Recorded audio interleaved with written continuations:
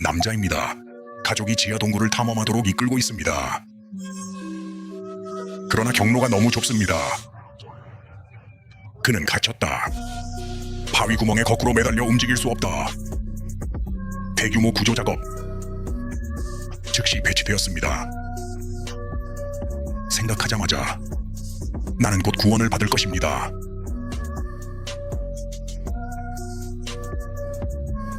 그럼 그의 아버지는 아들을 구하기 위해 동굴로 들어갔다. 그러나 그것은 같은 방식으로 붙어 있습니다. 이것이 오늘 우리가 할 이야기입니다. 티프티시도 동굴에서 제한된 구조. 이 동굴은 원래 우타주에 위치해 있습니다. 녹색과 친구들이 입었어요. 1960년에 발견되고 명명되었습니다. 초보자를 위한 동굴입니다. 푸틴 노예의 어려움은 높지 않습니다. 하지만 구조는 엄청나게 복잡합니다. 상품의 총 길이는 413m입니다. 44m 깊이. 하지만 시야각 때문입니다. 지도는 종종 오해를 불러일으킵니다. 예를 들어 위에서 내려다보니 꽤 넓어 보인다. 그러나 현실은 다른 구석에 있습니다. 좁고 위험한 터널이 있습니다. 그래서 1년, 9년, 9년에서 2004년까지 동굴 안에는 6명의 사람들이 갇혀 있었습니다. 다행히 6명 모두 결국 구조되었습니다. 나중에 사고가 발생하더라도 그것은 단지 시간 문제입니다. 경영진은 여전히 잠긴 철문을 사용합니다. 2000년과 6년에. 하지만 대중의 압력 때문입니다. 동굴이 다시 열렸습니다. 2000년과 9년에 대신 우연의 일치. 존, 그는 당시 집을 방문하고 있었습니다. 나는 이 기회를 이용했다. 존, 26살. 저는 버지니아에 있는 의학대학 원생입니다. 그와 그의 아내는 대학 때부터 그를 알고 있었습니다. 1살 이상의 딸이 있습니다. 그리고 그 당시 그의 아내 에밀리. 그녀는 둘째 아이를 임신 3개월입니다. 그래서 이번에는 간호사에게 돌아가는 여행. 가족을 방문하는 것 외에 좋은 소식은 우리가 둘째 아이를 기다리고 있다는 것입니다. 아버지는 종종 아이들을 데리고 동굴을 탐험하십시오. 많은 곳에서. 그래서 내 동생 조시는 너티퍼티를 걸겠다고 제안했습니다. 방금 다시 열렸습니다. 집단 탐험을 하기 위해. 그러나 아무도 그것을 예상하지 못했다. 비극이 내려오고 있습니다. 10월 24일 저녁 1년의 2009 저녁 8시 존과 그의 동생 조시는 친구들과 함께 가게에 갔다. 말할 가치가 있다. 이것은 또한 존의 처음입니다. 푸틴 고기의 동굴 탐험. 그럼 그들은 입구를 통해 동굴로 들어갔다. 동굴의 입구는 폭이 8m입니다. 들어가면 깊이 들어갈 것입니다. 지상에서 4피트 6m. 그런 다음 두 방향으로 분기했습니다. 왼쪽 모서리는 북쪽으로 미로로 이어집니다. 큰 방과 균열. 오른쪽으로 남쪽으로 가십시오. 큰 슬라이드로 이동. 삽라인 대동맥과 정맥 운율. 그들 중 큰 슬라이드는 행에서 가장 넓은 영역입니다. 높은 곳에서 낮은 곳으로 미끄러질 수도 있습니다. 첫 1시간 동안 모든 것이 아주 잘 진행되었습니다. 4명이 주로 넓은 슬라이드 영역을 탐색합니다. 미로에서 상대적으로 안전한 지역. 동굴이 좁다. 그러나 우리는 여전히 통과할 수 있습니다. 사람들은 웃어서 행복하다. 편안한 분위기. 아마도 그것이 그렇게 쉬운 이유일 것입니다. 친구가 컷라인 도전을 제안했습니다. 노예 동굴에서 가장 인기 있는 방법 푸틴. 이것은 큰 미끄럼틀의 오른쪽에 있는 좁은 통로입니다. 이름은 얼마나 좁은지 확인하기에 충분합니다. 그것의 다른 쪽 끝은 넓은 화물칸에 연결되어 있습니다. 들었다. 그것을 극복하는 사람은 누구나 다시 태어나는 느낌을 받을 것입니다. 믿을 수 없을 정도로 개방적이고 공기도 활기차요. 모두가 일제히 삽길을 향해 기어갔다. 존은 그것을 몰랐습니다. 당신은 지금 팀을 이끌고 있습니다. 그리고 자신의 무덤으로 살금살금 들어가고 있다. 오른쪽의 삽길을 따라가다. 하지만 우연히 왼쪽 나선형으로 잘못된 방향으로 돌립니다. 이 사보 안에 구불구불한 길. 폭은 약 30cm에 불과합니다. 동굴벽에서 튀어나온 바위. 발견자는 끊임없이 비틀어야 합니다. 아주 이상한 포즈로. 그래서 가장 작은 몸을 가진 사람들만. 당신은 이것을 극복할 수 있지만 알아야 합니다. 존의 몸무게는 91kg입니다. 높이 1m 83. 나는 숨을 내쉴 수밖에 없다. 가슴과 복부의 수축. 통과하기 위해. 동시에 이것은 또한 의미합니다. 존은 고개를 돌리거나 돌리는데 어려움을 겪었습니다. 그래서 가파른 비탈에 관한 한. 당신은 더듬기 위해 머리를 숙이고 이 길의 끝까지 기어가다. 그는 그의 앞에서 좁은 바위를 발견했습니다. 서 있는 소년. 지금 당장. 이것은 수많은 사람들이 여행한 삽길입니다. 그래서 심호흡을 합니다. 그런 다음 천천히 이 수직 슬릿 아래로 미끄러지게 합니다. 하지만 여기 공간은 사보다 크지 않습니다. 존은 어쩔 수 없이 숨을 내쉬었다. 가슴을 꽉 쥐십시오. 너무 천천히 움직일 수 있지만. 다음 숨을 들이마신다.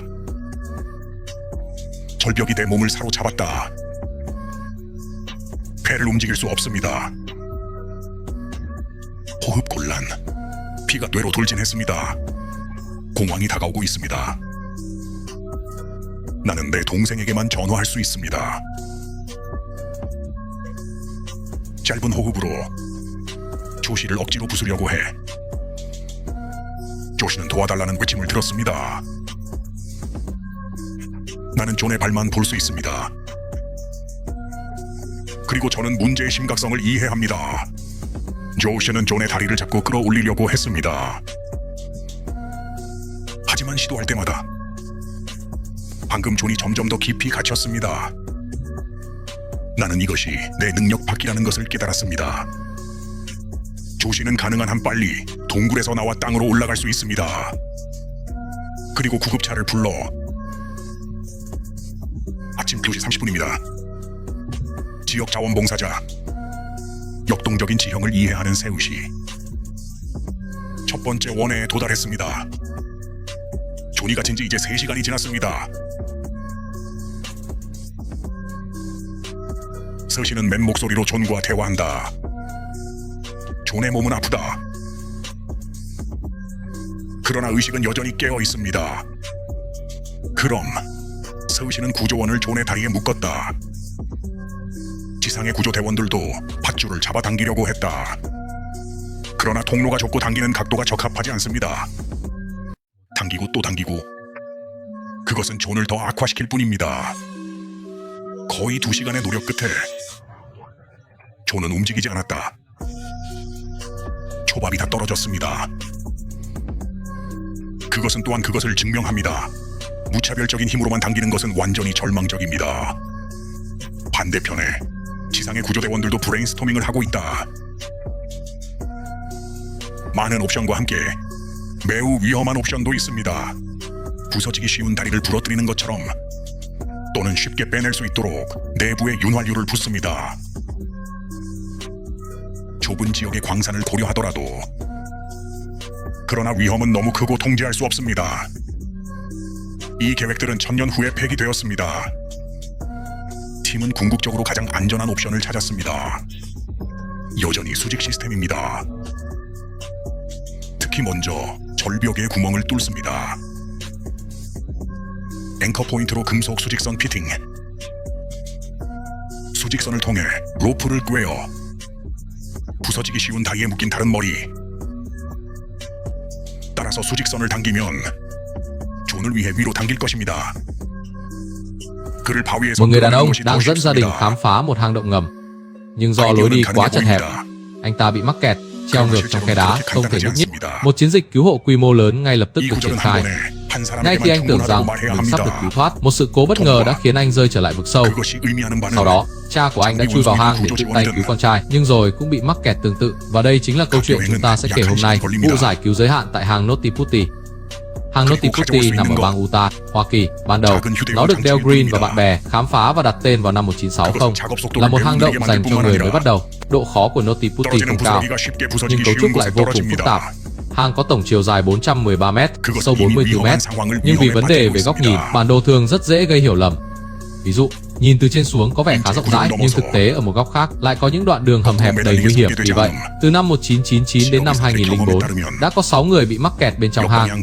May mắn thay, cả 6 người này cuối cùng đều được cứu thoát. Dù cho việc tai nạn xảy ra sau này chỉ còn là vấn đề thời gian, ban quản lý vẫn dùng cửa sắt khóa kín hang vào năm 2006. Nhưng vì áp lực từ công chúng, hang lại được mở cửa trở lại vào năm 2009. Trùng hợp thay, John, người đang về thăm nhà lúc đó, đã kịp tranh thủ cơ hội này. John, 26 tuổi, là một nghiên cứu sinh y khoa tại bang Virginia. Anh và người vợ quen từ thời đại học. Có một cô con gái hơn 1 tuổi. Và lúc đó, vợ anh, Emily, đang mang thai đứa thứ hai được 3 tháng. Vì vậy, chuyến trở về y tá lần này của họ, ngoài việc thăm gia đình, còn để báo tin vui, sắp chào đón đứa con thứ hai. Vì từ nhỏ, người cha đã thường xuyên dẫn các con đi thám hiểm các hang động ở nhiều nơi, nên cậu em trai Josh đã đề nghị đến hang Notiputi vừa được mở cửa trở lại để thực hiện một chuyến thám hiểm tập thể. Thế nhưng không ai ngờ rằng một bi kịch sắp sửa ập xuống. Tối ngày 24 tháng 11 năm 2009, 8 giờ tối, John và em trai Josh cùng vài người bạn đến cửa hang. Đáng nói là đây cũng là lần đầu tiên John khám phá hang Notiputi. Sau đó, họ lần lượt đi vào hang qua lối vào. Cửa hang rộng 1,8m, đi vào sẽ xuống sâu khoảng 4,6m so với mặt đất, sau đó liền phân nhánh thành hai hướng. Ngách bên trái hướng Bắc dẫn đến mê cung, phòng lớn và các khe nứt. Đi về lối bên phải hướng Nam sẽ đến cầu trượt lớn, đường xẻ, động mạch chủ và tĩnh mạch vân vân. Trong số đó, cầu trượt lớn là khu vực rộng rãi nhất trong hang. Du khách thậm chí có thể trượt từ chỗ cao xuống chỗ thấp. Ban đầu, mọi thứ đều rất suôn sẻ. Trong giờ đầu tiên, 4 người chủ yếu khám phá khu vực cầu trượt lớn và mê cung, những khu vực tương đối an toàn. Các khoang hang tuy hẹp nhưng vẫn có thể chui qua được. Mọi người vui vẻ nói cười, bầu không khí thoải mái. Có lẽ vì thấy độ khó quá dễ dàng, một người bạn đề nghị thử thách đường xẻ, lối đi được ưa chuộng nhất trong hang Notiputi. Đây là một lối đi hẹp nằm bên phải cầu trượt lớn. Chỉ riêng cái tên cũng đủ thấy nó hẹp đến mức nào. Đầu kia của nó kết nối với một khoang hang rộng rãi. Nghe nói, hễ ai chen lọt qua được sẽ có cảm giác như tái sinh, thấy khoáng đạt lạ thường, không khí sôi nổi. Mọi người đồng lòng bò về phía đường xẻ. Nhưng John đâu biết rằng, lúc này anh đang dẫn đầu đoàn và đang từng bước bò vào nấm mồ của chính mình. John định đi theo đường xẻng bên phải, nhưng vô tình lại rẽ nhầm vào lối xoắn ốc bên trái. Lối đi uốn lượn dài 4,5m này chỉ rộng khoảng 30cm. Những tảng đá nhô ra trên vách hang khiến cho người khám phá phải liên tục vặn xoắn người thành những tư thế rất kỳ quặc. Vì vậy, chỉ những người có thân hình nhỏ nhất mới có thể vượt qua được đây. Nhưng phải biết rằng John nặng 91kg, cao 1m83, anh chỉ có thể thở ra, co rút lồng ngực và bụng thì mới chui qua nổi. Đồng thời điều này cũng có nghĩa là lúc này John đã rất khó để xoay người hay quay đầu lại. Vì vậy, khi đến một dốc đứng, anh tiếp tục chúi đầu về phía trước để mò mẫm. Khi bò đến cuối con đường này, anh phát hiện trước mặt là một khe đá hẹp gần như thẳng đứng. Lúc này, John vẫn tin rằng đây chính là đường xẻng mà vô số người đã từng đi qua, nên anh hít một hơi thật sâu, rồi từ từ thả người trượt xuống khe đá thẳng đứng này. Nhưng không gian ở đây chẳng lớn hơn tờ A4 là bao. John buộc phải gắng sức thở ra, ép lồng ngực lại để có thể di chuyển chậm chạp. Thế nhưng, ngay trong lần hít vào tiếp theo, vách đá đã ghì chặt lấy cơ thể anh. Anh không thể nhúc nhích, phổi bị ép, khó thở, máu dồn lên não. Một cơn hoảng loạn ập đến. Anh chỉ có thể gọi em trai bằng những hơi thở ngắn, gắng gượng và đứt quãng.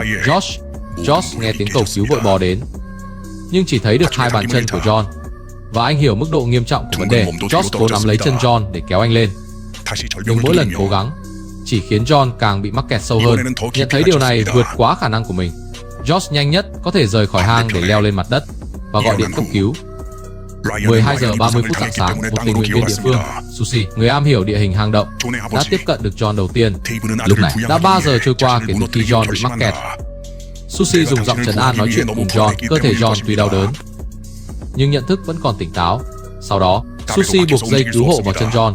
Đội cứu hộ trên mặt đất cũng thử kéo dây, nhưng lối đi thì hẹp, góc kéo cũng không phù hợp. Kéo đi kéo lại nhiều lần chỉ khiến John càng thêm đau đớn. Sau gần 2 giờ nỗ lực, John vẫn không hề nhúc nhích. 드디어 Sushi cũng đã kiệt 대구도 sức. 동굴을 떠나야 했습니다. Điều đó cũng chứng tỏ rằng chỉ kéo bằng sức mạnh thô bạo là hoàn toàn vô vọng. Ở một phía khác, các nhân viên cứu hộ trên mặt đất cũng động não 다시 가라앉고 있습니다. với nhiều phương án, kể cả những phương án cực kỳ mạo hiểm 네 như 번째 làm gãy chân 인명 John 구조원이 될 때 hoặc đổ dầu nhờn vào bên trong để dễ kéo ra. 나는 Thậm 존의 chí còn 이름을 tính đến 불렀다. chuyện cho nổ mìn diện hẹp, nhưng vì rủi ro quá lớn và không thể kiểm soát, các phương án này đều bị bác bỏ. Sau nghiên cứu, đội ngũ cuối cùng thấy rằng phương án an toàn nhất vẫn là lắp một hệ thống dòng dọc. Cụ thể, trước hết khoan lỗ trên vách đá, 존은 완전히 의식을 lắp dòng 잃었습니다. dọc kim loại làm điểm neo, luồn dây thừng qua các dòng dọc, 보건 종사자 đầu còn lại buộc vào chân John. 그는 존의 상태를 Như 평가하기 vậy, 위해 khi kéo dòng dọc 파견되었습니다. sẽ tạo ra lực kéo hướng lên cho John, giúp anh dễ dàng được kéo ra khỏi khe đá hơn. Ý tưởng có vẻ khả thi, 그리고 존은 nhưng thực 삶의 tế thực 흔적이 hiện lại không hề 없었습니다. đơn giản. Phải nói rằng, lối đi này mỗi lần chỉ đủ cho một người 밤 truy qua. 11시 52분입니다. Điều đó có nghĩa là, dù là vận chuyển dụng cụ hay hỗ trợ 15일 cứu hộ, 2009년 mỗi lần đi lại cũng mất gần 1 giờ đồng hồ. Và những thứ có thể mang vào chỉ là các thiết bị cầm tay loại nhỏ. Điều đó khiến tốc độ làm việc không chỉ rất chậm mà đá vụn bong ra cũng dễ rơi xuống người John, khiến tình huống vốn đã hiểm nghèo lại thêm rủi ro mới. 27시간을 보냈다. Ngoài ra, cấu trúc cơ thể con người không được thiết kế để treo ngược. Theo kinh nghiệm của các bác sĩ tại chỗ, một khi thời gian treo ngược kéo dài 80 giờ, 하지만 결국 나는 các cơ 당신의 quan nội 생명을 tạng có thể 구할 bắt 수 đầu suy yếu. 없었습니다. Vậy mà tình trạng của John đã vượt quá 12 giờ, 우리는 구조대에게 포기하지 sớm 말라고 vượt xa giới hạn chịu 간청했습니다. đựng của con người. Ngoài đau đớn về thể xác, tinh thần của John cũng đang suy sụp. Sushi, người đã kiệt sức trước đó, đã được thay thế bởi một nhân viên cứu hộ khác tên Ryan. Ryan nhỏ nhẹ trò chuyện với John, nhưng đáp lại chỉ là những câu hỏi mơ hồ, đầy hoang mang. 그러나 그들은 Điều này cũng có nghĩa là 실패했습니다. lúc này John đã bắt đầu ảo giác. 훨씬 더 어렵습니다. Để động viên anh cố gắng bám trụ, đội cứu hộ đã luồn một sợi cáp xuống vị trí của John, giúp anh có thể nói chuyện trực tiếp với vợ mình, Emily. Trên mặt đất, Emily nghẹn ngào động viên chồng, 콘크리트로 연구 밀봉되었습니다. nói về đứa con chưa chào đời của họ. Trong khoảnh khắc ngắn ngủi đó, John dường như đã tỉnh táo trở lại. Anh khẳng khái hứa với vợ rằng mình sẽ ra ngoài sớm thôi. 그들의 아들은 Cùng lúc đó, 존이라는 이름으로 đội cứu hộ trên mặt 태어났습니다. đất đã lên tới hơn 100 người. Nhân viên y tế, kỹ sư, chuyên gia hang động và tình nguyện viên thay phiên nhau làm việc, phối hợp chặt chẽ. Cuối cùng, sau 19 giờ đồng hồ, hệ thống dòng dọc cũng đã sẵn sàng. Ryan ở phía dưới vẫn túc trực bên 나는 John, 에밀리를 레드카펫 vừa hướng 위로 dẫn anh di chuyển 설정시켰다. cơ thể, vừa phối hợp với đội ở trên. 그리고 에밀리와 도노바는 두 Khi 아이를 sợi 더 dây được kéo lên từ 낳았습니다. từ, cơ thể John cũng từng chút một được nhấc lên trong khe đá, nhưng đôi chân bị kẹt suốt mười mấy giờ của anh 따뜻한 사랑의 đã 흐름 cứng đờ 속에 và sưng 충만함. tấy. Mỗi lần di chuyển, cơn đau lại lan tỏa khắp cơ thể. Nhân viên cứu hộ đành phải tạm dừng, 이것은 영화로 cho John nghỉ 만들어졌습니다. một lát rồi mới kéo tiếp. 플롯은 기본적으로 전체 cứ thử 프로세스를 từng chút một. 재구성합니다. Phần lớn cơ thể của John đã dần dần thoát ra khỏi khe đá. Lúc này, Ryan thậm chí còn có thể nhìn rõ mặt John, mắt John đỏ ngầu, 폴란드 개발자 trán đầy bụi bẩn và mồ hôi. 가상 현실 게임을 Ryan hỏi anh 만들었습니다. cảm thấy thế nào. John vẫn kịp tỉnh táo than thở trong tuyệt cảnh. Có một khoảnh khắc, 허용, mọi thứ dường như thực 가상 sự 현실 đã có 기술로 chuyển 방문이 biến. 가능합니다. Thế nhưng, ngay khi chuẩn bị kéo lần thứ tư, do đá bị lỏng, 동굴을 탐험하는 또 chiếc 다른 bu lông cố định 방법입니다. dòng dọc bất ngờ bật ra khỏi vách đá.